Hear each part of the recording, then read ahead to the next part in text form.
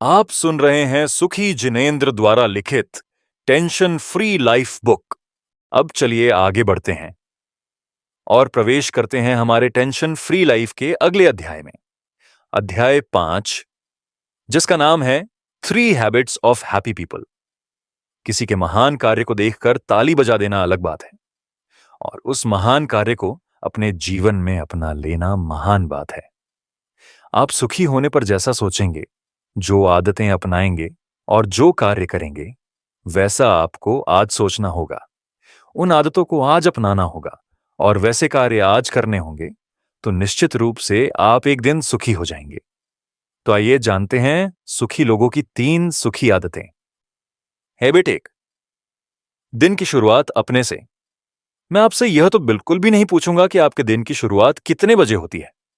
फिर भी आप भरपूर और गहरी नींद लेकर सुबह सूर्य के उठने के साथ ही उठ जाते होंगे, क्योंकि पूरी दुनिया में सूर्य के जैसा जो चमकना है आपको। हमारे शास्त्रों में लिखा है कि जो व्यक्ति सुबह सूर्य के साथ चलना शुरू कर देता है, अपने कर्तव्य पथ पर आगे बढ़ जाता है, वह व्यक्ति अपना भाग्य बदल लेता है। पर सबसे महत्वपूर्ण प्रश्न यह है, आपके दिन की शुरुआत किसके साथ होती है? यदि आपके दिन की शुरुआत सीधे फोन चेक करने से होती है, टीवी देखने से होती है, या अखबार पढ़ने इत्यादि बाहरी सूचनाओं के साथ होती है, तब तो यह चिंताजनक और दुख की ओर ले जाने वाली शुरुआत है, क्योंकि यह आपकी शुरुआत आपके साथ कहां हुई। जब हम सुबह से ही अपने अंदर बहुत सारी बाहरी सूचनाएं डाल देते हैं, तब हमारा मन एकाग्र नहीं रह पाता है, जिससे हम अपने पर काम करने की बजाय दुनिया की बाहरी दूसरी चीजों की चिंताओं के बोझ तले दबकर उनके अनुसार ही काम करने में लग जाते हैं। दूसरे कामों में लगना कोई बुरी बात नहीं है। दिन भर हमें उन्हीं कामों में लगना है, परंतु उससे पहले हमें अपने आप को एक बार अच्छे से चार्ज कर लेना चाहिए। अपने को उनके समाधान करने के योग्य बना लेना चाहिए। अपने को अपने से जोड़कर स्वयं को शांत, सहज और ऊर्जावान बना लेना चाहिए। अब आप पूछेंगे, तो दिन की शुरुआत कैसी होनी चाहिए? और मैं मुस्कुराकर कहूंगा, आपके दिन की शुरुआत आपके ही साथ होना चाहिए, जिसमें आप ही मुख्य हों। दिन का पहला 1 घंटा सिर्फ अपने लिए ही रिजर्व होना चाहिए, जिसमें आप अपने आप को शारीरिक, मानसिक और आध्यात्मिक रूप से मजबूत बनाएंगे।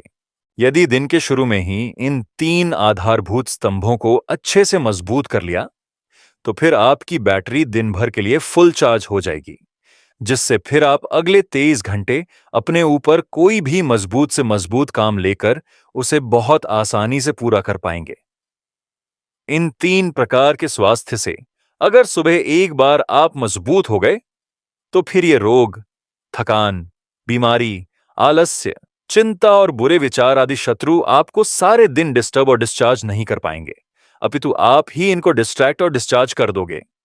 आज तक जो भी खुश हुए हैं, वर्तमान में हो रहे हैं या भविष्य में होंगे, उनकी शुरुआत शारीरिक स्वास्थ्य, मानसिक स्वास्थ्य, आध्यात्मिक स्वास्थ्य से ही होती है। शारीरिक स्वास्थ्य के लिए जल से संपर्क, शारीरिक शुद्धि और नियमित शारीरिक सक्रियता पर ध्यान देते हैं। मानसिक स्वास्थ्य के लिए प्रकृति का संपर्क, प्राणायाम, प्रार्थना, बुक रीडिंग, मधुर और शांत संगीत, सेवा परोपकार और सही दिशा में चिंतन मनन करते हैं। आध्यात्मिक स्वास्थ्य के लिए परमात्मा का स्मरण, भक्ति, पूजन, पाठ, संयम, स्वाध्याय और ध्यान करते हैं। ऐसी शुरुआत के लिए आपको अपने से सिर्फ एक प्रश्न पूछना होगा। आप अपने आप से पूछें, मेरे दिन की शुरुआत किसके लिए है? क्या मेरा जीवन सिर्फ दूसरों के लिए है या सिर्फ पैसे के लिए है, जो उठते ही उनके लिए काम पर लग जाता हूं? मुझे आज यह निर्णय करना है कि जीवन के लिए पैसा है या पैसे के लिए जीवन है। अरे भैया, यदि जीवन है तो पैसे का कुछ महत्व है, नहीं तो पैसा तो बहुत सारा इकट्ठा हो जाएगा, लेकिन जब तक उसे भोगने का समय आएगा, तब तक यह जीवन ही नहीं रहेगा या उसे भोगने लायक शक्ति नहीं बचेगी। इस प्रथम हैबिट से एक सिद्धांत को याद रखें, मेरे जीवन से बढ़कर मेरे लिए कुछ भी नहीं है, इसीलिए मेरी शुरुआत सिर्फ मेरे से ही है। अब हम आगे बढ़ते हैं चैप्टर 5 के प्रथम असेसमेंट की ओर, जहां हम सीखेंगे अपने दिन की सबसे अच्छी, सबसे ऊर्जावान और सबसे सार्थक शुरुआत कैसे की जाए। यह हिस्सा आपके टेंशन फ्री लाइफ की यात्रा में बेहद महत्वपूर्ण है, क्योंकि आपका पूरा दिन आपकी शुरुआत पर निर्भर करता है। तो आइए धीरे धीरे, शांति से इन 10 आदतों को सुनते और अपनाते हैं। आपकी पुस्तक में टेबल दी गई है जिसमें आपको डेली प्रोग्रेस ट्रैकिंग करनी है। इन 10 कदमों का अभ्यास आपको हर दिन थोड़ा और बेहतर बनाएगा। स्टेप 1, सुबह 5 से 6 बजे के बीच उठना है। यही समय आपके मन, शरीर और ऊर्जा के लिए सबसे उत्तम है। स्टेप 2, अलार्म बंद करके दोबारा सोना नहीं है। यह आपकी ऊर्जा को कमजोर करता है और दिन भर सुस्ती देता है। स्टेप 3, उठते ही तुरंत न उठें। पहले करवट लें, अपने शरीर को सहज करें और फिर धीरे से बैठें। यह आपके शरीर को चोट से बचाता है और मन को शांत रखता है। स्टेप 4, धीरे धीरे गहरी श्वास लें और छोड़ें। यह 60 सेकंड का श्वास अभ्यास आपके दिमाग को रीसेट करता है। स्टेप 5, कुछ पल रुककर प्रार्थना, ध्यान या ग्रेटिट्यूड करें। आपका मानसिक संतुलन इसी से शुरू होता है। स्टेप 6, उठते ही फोन चेक नहीं करना है। फोन आपकी सुबह की ऊर्जा को निगल लेता है, इसीलिए पहले खुद से जुड़ें, फिर दुनिया से। स्टेप 7, सिर्फ पानी से आंखें और चेहरा धोएं। यह आपकी जागरूकता और फ्रेशनेस को बढ़ाता है। स्टेप 8, दिन की शुरुआत में 1 से 2 गिलास सादा पानी अवश्य पीना है। यह आपके मस्तिष्क और शरीर दोनों को सक्रिय करता है। स्टेप 9, सुबह सूर्य की रोशनी प्राप्त करें। सूरज की किरणें आपका मूड, ऊर्जा और इम्यूनिटी तीनों बढ़ाती हैं। स्टेप 10, कुछ मिनट हल्की स्ट्रेचिंग करें ताकि आपका पूरा शरीर जाग जाए और दिन भर आपका पोस्चर और ऊर्जा सही बनी रहे। इन 10 आदतों को सुनकर आपका मन स्वाभाविक रूप से निर्णय लेने को तैयार है, तो अपनी पुस्तक में योर फाइनल डिसीजन के अंतर्गत अपने 2 सबसे महत्वपूर्ण निर्णय लिखिए। यह आपके जीवन की दिशा तय करेंगे। इसके बाद योर एक्शन प्लान में लिखिए, आज से आप कौन से 2 कदम हर हाल में अपनाएंगे। यही था चैप्टर 5 का प्रथम असेसमेंट, आपकी सुबह को महान बनाने वाला अभ्यास। अब जब भी आप इस अध्याय के 10 स्टेप्स दोहराएंगे, आप अपने जीवन में और अधिक अनुशासन, स्पष्टता और ऊर्जा महसूस करेंगे। अगले भाग में हम और भी गहराई से सीखेंगे कि कैसे खुश लोग अपनी दिनचर्या को वास्तविक आदतों में बदलते हैं। अब आगे बढ़ते हैं हैबिट 2 की ओर, जिसका नाम है पैदल चलने को दवा मानते हैं। आधुनिक चिकित्सा के जनक हिप्पोक्रेटिस ने कहा है कि चलना इंसानों के लिए सर्वश्रेष्ठ औषधि है।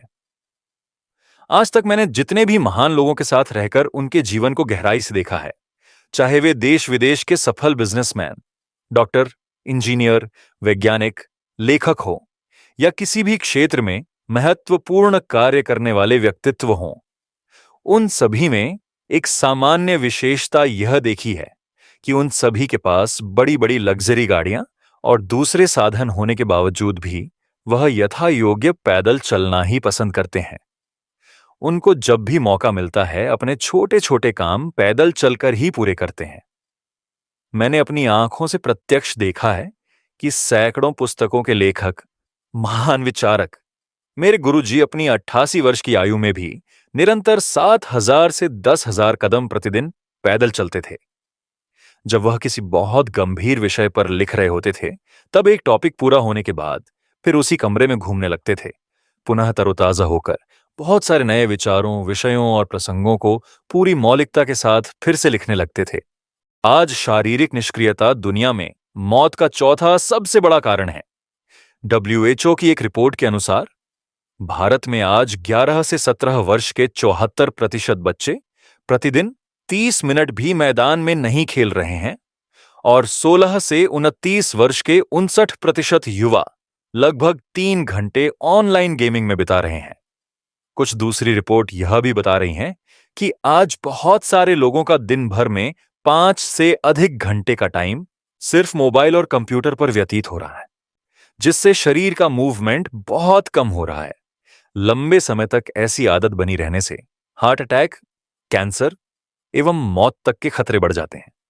पर आपके पास तो सबसे बढ़िया संजीवनी बूटी है, पैदल चलना। पैदल चलने मात्र से आपका शारीरिक और मानसिक स्वास्थ्य जबरदस्त हो जाता है। आपकी पीठ, घुटने और पेट व्यवस्थित तरीके से काम कर पाते हैं। प्रायः सभी प्रमुख बीमारियों का खतरा 30% तक कम हो जाता है। चली आ रही बीमारियों की रिकवरी बहुत तेजी से होती है। इसके विशेष लाभ यह है: पहला, मेमोरी तेज हो जाती है। दूसरा, क्रिएटिविटी, प्रोडक्टिविटी, वर्क एफिशिएंसी में सुधार होता है। तीसरा, एकाग्रता की शक्ति विकसित होती है। चौथा, आप बड़ी से बड़ी टेंशन में भी नॉर्मल रह पाते हैं। पांचवां, नकारात्मक विचारों पर आपका नियंत्रण आ जाता है। छठा, आपके सोचने, समझने और निर्णय लेने की क्षमता में आशातीत वृद्धि होती है। सातवां, जीवन के भारीपन के बोझ से हटकर आप बहुत हल्का महसूस करने लग जाते हैं। आठवां, माइग्रेन, सर्वाइकल जैसी खतरनाक बीमारियों से बचाव होता है। ड्यूक यूनिवर्सिटी के शोधकर्ताओं का कहना है कि डिप्रेशन या अवसाद के रोगियों के लिए चलना एक बेहतरीन दवा है। हार्वर्ड मेडिकल स्कूल के शोधकर्ताओं ने पाया कि 30 मिनट रोजाना चहलकदमी करने वालों के ब्रेन स्ट्रोक का खतरा 30% तक कम हो जाता है। British journal of sports medicine के अनुसार शरीर के विभिन्न अंगों में दर्द या अकड़न होने के दौरान भी चलने से दर्द कम हो जाता है। आज दुनिया की सारी मेडिकल रिसर्च कह रही है कि चलना हमारे लिए सर्वश्रेष्ठ औषधि है। हमारे ये संस्थान आज लाखों करोड़ों रुपए खर्च करके जो तथ्य रिसर्च के माध्यम से सिद्ध कर रहे हैं, हमारे पूर्वजों ने तो यह हमें जी करके दिखाया है। हमारे मुनि तो जीवन भर पैदल ही चलते थे और अपनी तीक्ष्ण बुद्धि से महान शास्त्रों की रचना कर पूरी दुनिया पर महान उपकार करते थे। प्रकृति का भी सीधा सा फंडा यह है कि जो वस्तु जिस काम के लिए बनी है, यदि उससे वह काम कराते रहोगे, तब तो वह वस्तु अपने उस रूप में सही सलामत ज्यों की त्यों बनी रहेगी। यदि उससे वह काम नहीं लोगे, तो वह जंग लगकर खराब हो जाएगी। यही हमारे शरीर की प्रकृति है, क्योंकि शरीर का स्वभाव है गति करना। यदि आप शरीर को मूवमेंट कराते रहोगे, तो शरीर संबंधी बहुत सारी टेंशन से सहज ही बच जाओगे। दूसरा, आप जैसा चाहते हो, प्रकृति भी आपको वैसा ही बना देती है। प्रकृति ने तो आपको पैर चलने के लिए दिए हैं कि आप खूब चलो, परंतु यदि आप चाहते हैं कि आपको बिल्कुल चलना ना पड़े, तो कोई बात नहीं, प्रकृति सहज ही आपको वैसा बना देगी कि फिर आप चाहोगे तो भी नहीं चल पाओगे। अतः जो वस्तु जिसके लिए है, उसका वही उपयोग करना चाहिए। पैर चलने के लिए हैं, तो उनसे खूब चलना चाहिए। पैदल चलना आपके अकेलेपन को दूर करता है, नए नए विचारों को जन्म देता है और आपको अधिक सामाजिक बनाता है। इससे सहज ही ओवर थिंकिंग से बचकर हमारा मन शांत हो जाता है। हम पूरे दिन सक्रिय, उत्साही और ऊर्जावान बने रहते हैं। चलने से ही नींद नहीं आने वाले रोगियों को 55% तेजी से समय पर भरपूर गहरी नींद आने लगती है तथा रात में नींद खुलने की समस्या में कमी आती है और सुबह समय पर नींद खुल जाती है। चलने से हम वर्तमान में जीवन जीने लगते हैं और बुरे मूड को भी अच्छा बना सकते हैं। चलने से हमारे अंदर एंडोर्फिन नामक रसायन प्रवाहित होता है, जो हमारी खुशी और आनंद को बढ़ाकर हमें घबराहट, चिंता और दर्द से दूर करने में सहयोगी बनता है। पैदल चलने मात्र से ही आप हिंसा पाप से होने वाले बहुत सारे बुरे कर्मों के बंधन से सहज ही बच सकते हैं। अब हम आगे बढ़ते हैं चैप्टर 5 के दूसरे असेसमेंट की ओर, जहां आपको पैदल चलने की आदत को अपने जीवन का हिस्सा बनाना है। ये एक ऐसी गतिविधि है जिसे आपको रोजाना ट्रैक भी करना है, ताकि आप देख सकें कि आप अपनी अच्छी शुरुआत को कितनी ईमानदारी से निभा रहे हैं। इस एक्टिविटी में आपके पास 6 सरल लेकिन प्रभावी स्टेप्स हैं। आपका काम है हर दिन इन स्टेप्स को फॉलो करना और अपनी टेंशन फ्री लाइफ बुक में डे 1 से लेकर डे 7 तक अपनी प्रगति को मार्क करना। अब आइए इसे समझते हैं।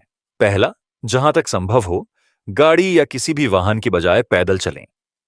दैनिक जीवन के छोटे छोटे कामों को पैदल पूरा करें। दूसरा, मॉल, मार्केट या अन्य सार्वजनिक स्थानों पर लिफ्ट की जगह सीढ़ियां या पैदल रास्ते चुनें। छोटा बदलाव, बड़ा लाभ। तीसरा, सुबह या शाम 20 से 30 मिनट के लिए किसी भी खुली और सुखद जगह में टहलने जाएं। यह आपका मे टाइम होगा। चौथा, प्रतिदिन 10,000 कदम चलने का लक्ष्य बनाएं। धीरे धीरे बढ़ाएं, लेकिन लगातार रहें। पांचवा, 1 किलोमीटर के दायरे में आने वाले अपने सभी छोटे छोटे काम पैदल जाकर ही पूरे करें। छोटी दूरी, बड़ी सेहत। अंतिम छठा, शुरुआत में सिर्फ 10 मिनट से शुरू करें और प्रतिदिन 1 से 1 मिनट बढ़ाते जाएं। धीमे चलें, लेकिन लगातार चलें। अब आज का चैलेंज सुनिए। आज मेरी प्रतियोगिता सिर्फ मेरे से है, किसी और से नहीं। अब आपको अपने आप से 2 फैसले लिखने हैं जो आप इस नए पैदल चलने की आदत के लिए आज ही तय कर रहे हैं। और अब लिखिए, आज से आप कौन से 2 कदम तुरंत लागू करेंगे। याद रखिए, आपका हर कदम आपको एक हल्की, स्वस्थ और शांत जिंदगी की ओर ले जाता है। कल से नहीं, आज से शुरू कीजिए। अब आगे बढ़ते हैं हैबिट 3 की ओर, जिसका नाम है आनंद लेते हैं। सुखी व्यक्ति की एक ही आदत होती है कि वह जो भी करते हैं खुशी खुशी करते हैं और खुशी के लिए करते हैं। वह खुशी का इंतजार नहीं करते कि ऐसा काम हो जाएगा तो वह खुश हो जाएंगे, अपितु वह आज खुश रहते हैं तो सहज ही वैसे कार्य हो जाते हैं। ऐसा भी नहीं है कि सुखी व्यक्ति के जीवन में कोई परेशानियां नहीं आती हों। खूब परेशानियां आती हैं, परंतु वह उन परेशानियों के प्रवाह में न बहकर उससे दुखी नहीं होते हैं। वह उस प्रवाह रूप न होकर उससे प्रभावित हुए बिना और उसको बहुत ज्यादा महत्व दिए बिना उस समय भी अपना रूप ही मुख्य रखते हैं। तो परेशानियां अपने आप ही शर्मिंदा होकर भाग जाती हैं।